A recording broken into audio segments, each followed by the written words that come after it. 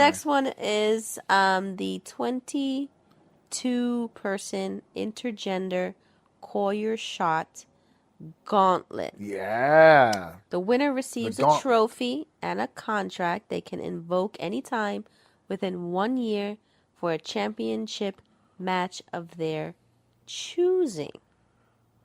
Mm-hmm.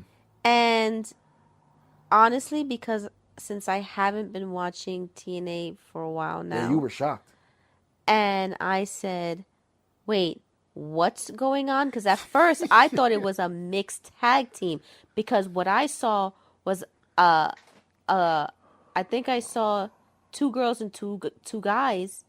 No, I saw 2 girls and then a guy come in. And I was like, oh, is this like a mixed tag Nope. team? And then you told me, no, it's like a Nope. Royal Rumble, but an intergender Royal Yeah, Rumble. the And I went, intergender Royal Rumble. huh?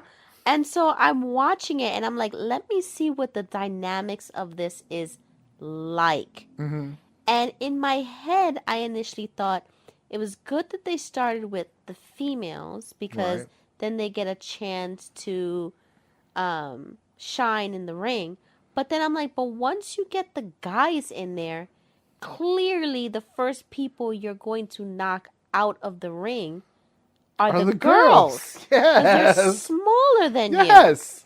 you know? Physically inferior across So the board. I'm like, yeah, that's easy pickings. Yeah, I'm like, in my head, you're By the going to way, start with. that strategy works for dudes.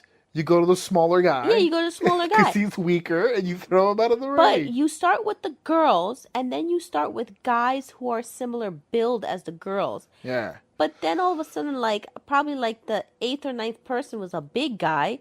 Clearly the big guy's going to start knocking out everybody in the ring to kind of like make it smaller and throw out the riffraff.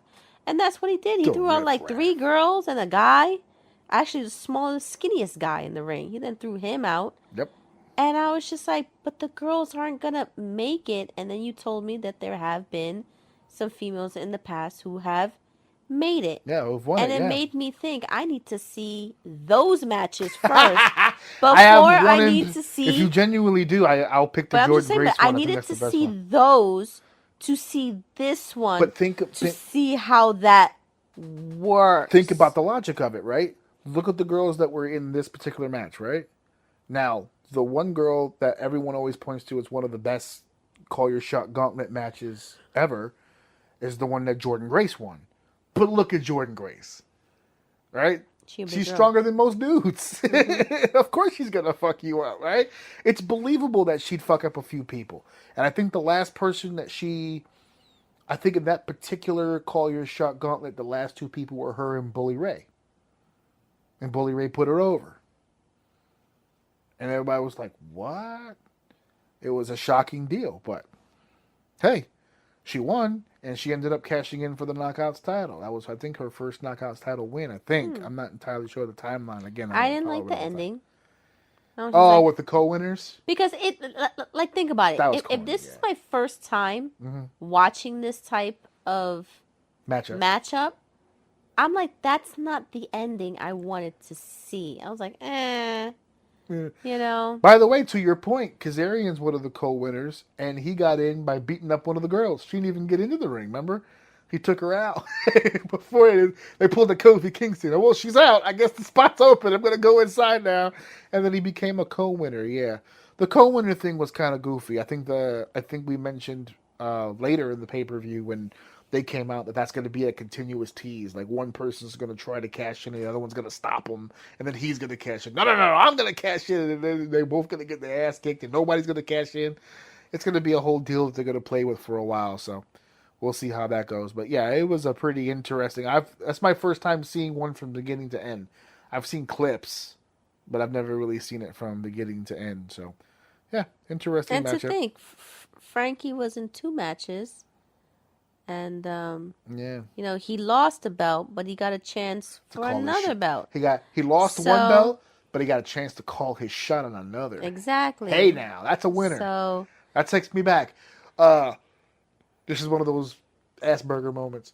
New Year's Revolution 2005. Edge had the Money in the Bank briefcase, but he was also competing. I think he was competing for a championship. He opened the show.